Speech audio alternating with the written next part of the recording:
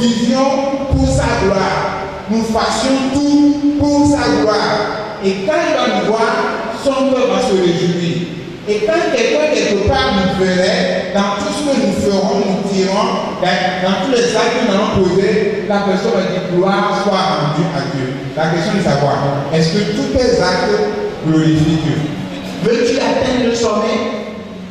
Et par quelle voie tu veux y passer? Ce n'est pas par le péché, ce n'est pas par la corruption, mais en découvrant sa vie de péché, d'esclave, tu viens à Jésus.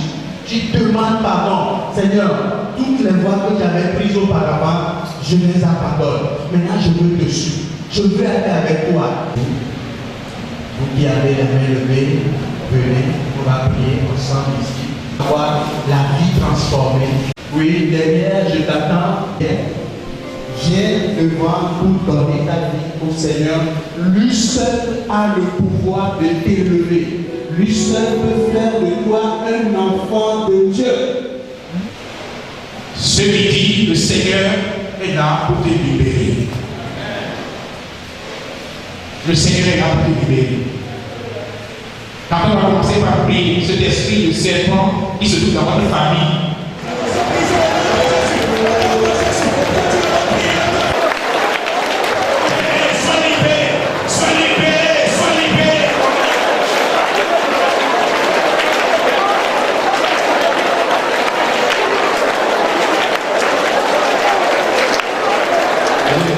du jeune chrétien à travers le travail. Qu'est-ce qui se passe? Nous sommes généralement très pressés. Nous sommes impatients. Nous sommes en but vers des côtes démesurées. Vu que nous sommes patients, nous voulons rapidement acquérir ces biens matériels et ces biens financiers ainsi que cette logistique. Nous passons généralement par quoi? Nous rentrons dans les sectes pernicieuses, nous rentrons dans les cours. Ce n'est pas les sectes pernicieuses. J'ai développé ce point en disant que c'est basé sur la religion. Vous demande d'arriver. En tant que jeune chrétien, vous lisez la parole. Je vous ai dit tout à l'heure qu'à travers l'âme, vous fortifiez votre corps. Par conséquent, il disait que l'âme maintient le corps et l'esprit également. Mais l'âme, pour instruire le corps, doit être nourrie par la parole de Dieu. L'esprit, c'est le spirituel et c'est ce qui vous met en relation personnelle avec Dieu. Tout homme aime qu'on le respecte. Quelle que soit sa petitesse, sa grandeur, son statut, sa position sociale, il aime qu'on le respecte.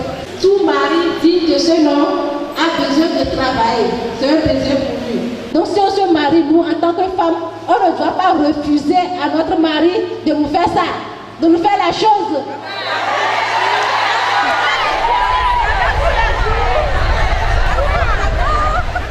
Il n'est jamais arrivé dans ma tête qu'un jour je dise c'est fini, je dois me séparer de cette épouse.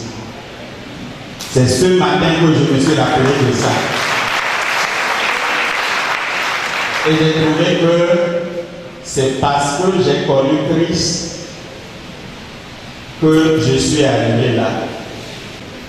Donc sur cette base, je vais encourager chacun d'entre vous, lorsque vous prenez la marche pour rentrer dans le mariage, même si vous faites un faux pas, revenez à Dieu, demandez-lui la grâce, il vous aidera à aller jusqu'à la fin. Et vous ne pouvez pas dire amen à ça. You are the God of heaven and earth. There is nobody else like you.